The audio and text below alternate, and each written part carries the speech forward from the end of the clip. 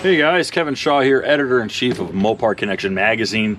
Working on Marsha again today. We're doing something really small that it's gonna be a short video today, nothing really too complicated, but something that needed to happen is Marsha needs a tachometer. So we're gonna start with an old school Sunpro tach. It'd be a lot cooler if this was like vintage to the 1970. It's not, it's more vintage to 1993. Got it off of eBay. Just a good super tach too. Nothing too crazy. You can adjust your red line. You simply just set it to where you want. But for right now, we just want to get Marsha reading off her instrumentation, and we're going to show you a real easy way to wire this up, as well as doing a really quality job. I don't like any lame, loose wires. These are going to be my steps. You can take them for what you will, and if you think I'm going overboard, then you can kind of back it off a little bit, and that's fine too. So the tachometer gives you 4 wires, and these are pretty basic.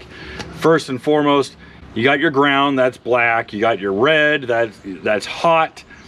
Green is your tach signal, and blue is going to be your accessory light. So when you turn on that switch, this will turn on the internal lamp in here so that you get a nice, good lit up bezel. So a couple things that are pretty cool about the Sunpro tach is you get here on the back of it.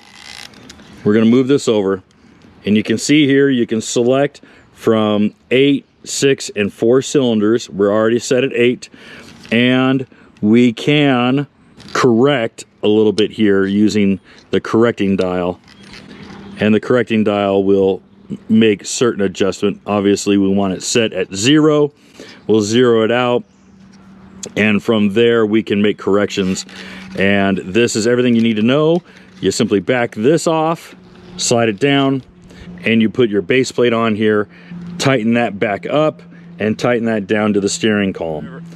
And of course, if ever the light bulb goes out, it slides right in the back. Give it a twist, and that's it. Normally, the conventional mounting method is to take a big hose clamp, put it around, and what you do is that you just loop it through the hose clamp, you tighten down the hose clamp, and you put it on the steering column. And that's kind of the old 1970s way of doing it. Unfortunately, what we encounter is that if we were to use a hose clamp, first we'd have to use 2 hose clamps because we have the larger diameter steering column. 1970 brought the ignition switch onto the steering column instead of in the dash, which meant that the steering column itself got fatter.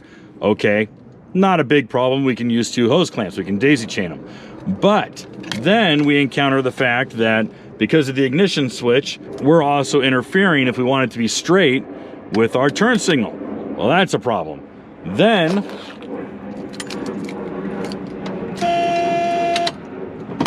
if we want to mount it down further here, we get into our shifter, causing another problem, because then our tach will be moving around.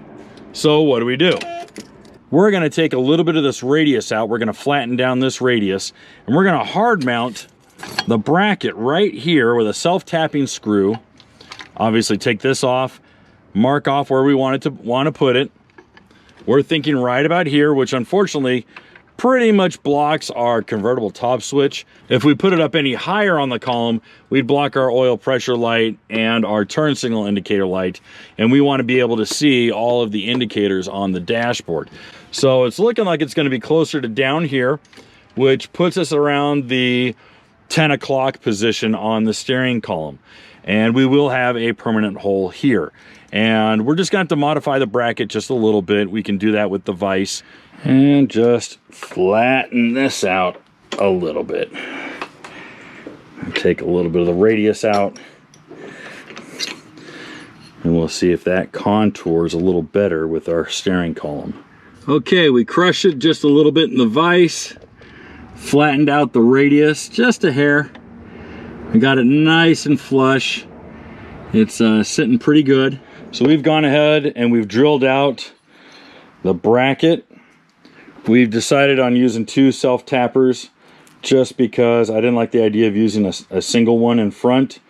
The single one in front would mean that the spoon or this bracket would be able to move around, and without a strap holding it in place, I didn't feel comfortable with the idea of it going back and forth. So the two are going to keep it nice and secure to the steering column, just as long as we can get these self-tappers into the steering column without interfering with the shifting mechanism. So we're going to clean this up, and then we're going to hard mount this onto the steering column. All right, we got the bottom end just tight enough to hold it. Pretty happy with our position here. We're just a little bit blocked by the steering column. We brought the spoon in a little closer. So yeah, that's actually a really good position. We can still reach our controls right here. We can still reach everything. Still see our idiot lights. But because I like to make my life incredibly difficult for no good reason, I have it at such a position that I can't get my drill in here. So I got to use my 90 degree just to get the thing started. Beautiful. For you guys who are addicted to tools like I am, this little 90 has bailed me out more tight pinches than I can count. Let's make sure that I can still change gears. Okay, good, no interference. So we're gonna feed it in here. Okay, we gotta feed our loom all the way in and tighten it down. And that way we can adjust our position. That looks pretty dang good. Still see our oil pressure light, still can access our switch. And that's on there really stout. That looks really good. Can shift gears, turn signal, nothing's in the way. All right, now to wiring. So you can see we took the bottom pad off the dash. It's gonna allow us to access everything around the steering column. We fed this up through the top of the steering column, so it's tucked out of the way. We didn't want to drill any new holes. I just didn't want to make anything really permanent any more than I already have with the steering column. We also are dealing with some shortened wires here. We're going to want to carry all of the wiring over, so we got some extra green. We're going to use a connector that has some shrink tube. I'm also going to take some extra shrink tube over that. Some shrink tube will add a little bit of protection from any pulling that may occur. So we're going to take our green, go to our 14, pull that off. Let's make sure that's in there nice. Give it a good crush. Yeah, now we're looking real good. Give it the old barbecue lighter treatment. All right, I think our shrinking ink tube is good. That should fit over nicely. I'll slide her up.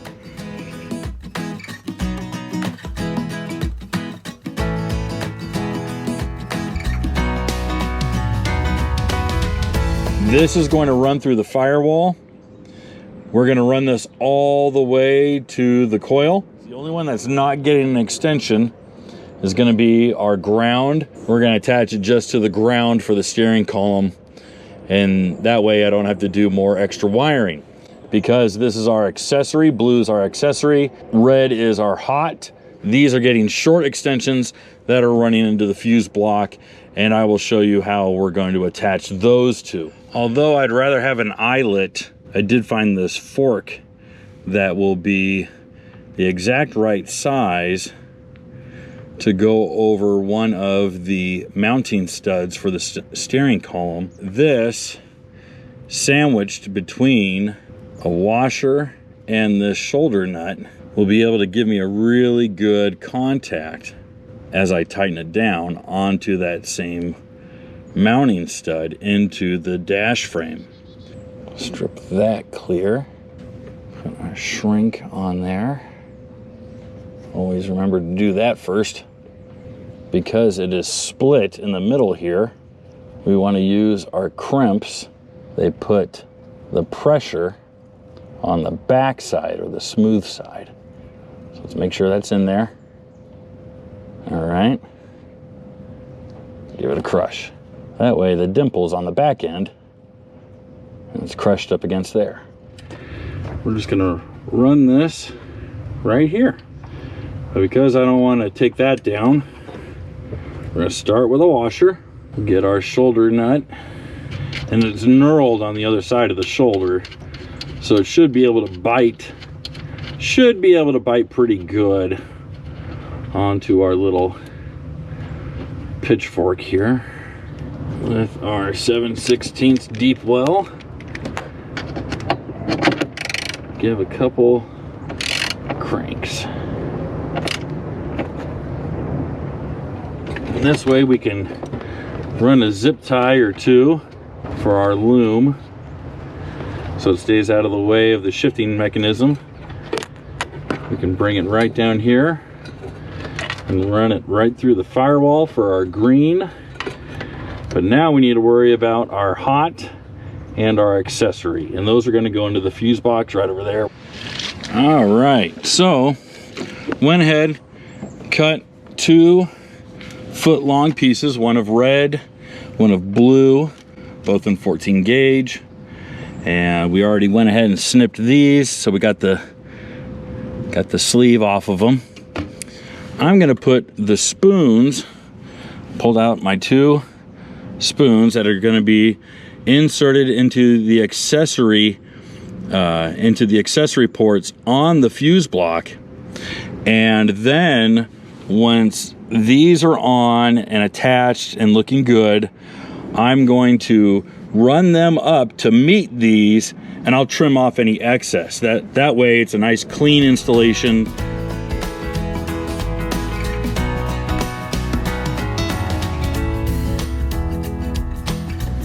So now we can install these into the fuse block, and we can wire them nicely up along the steering column to the harness for our tachometer. All right, we got these attached. This is our hot to the battery. This is our accessories. Already found a nice hole for our coil signal. What we're gonna do is bring these behind the harness just so that we're not in the way. And we're gonna attach our red and blues together up here.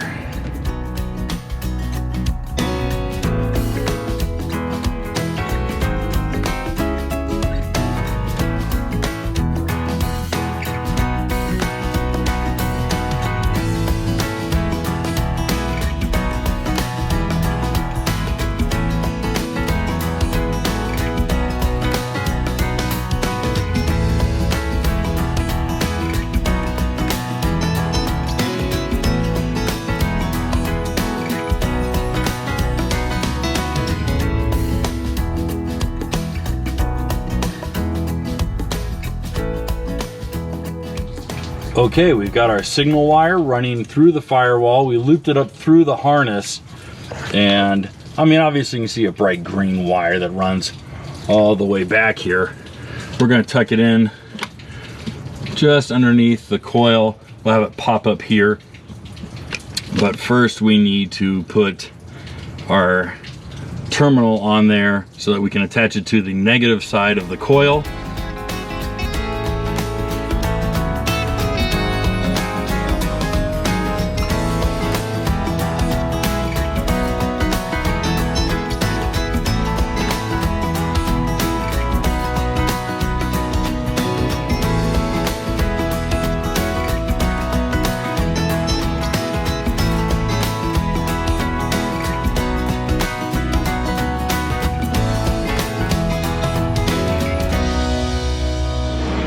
Okay, so before we put all of our wiring tucked up and put all of our parts back, let's just make sure that she works. We got ourselves a tach.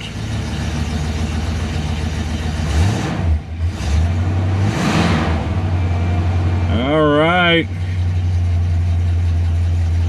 Let's see how we do with the lights. Do we have lights? Yes, we do. Well, good. Now that we know she runs, I can tuck all the wiring away real nice. Woo! Oh, maybe I did see 5 grand. All right, let's bring her up to 5.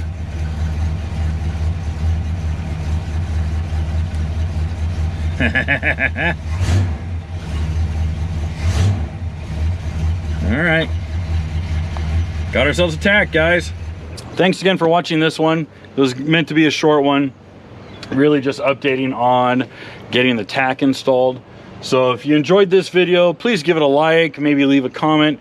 Definitely share it with your friends to help us grow the channel. And if you want more awesome Mopar content, please check us out at www.Mopar Connection Magazine, where we write and publish new articles every single day, Monday through Friday, entirely free to you.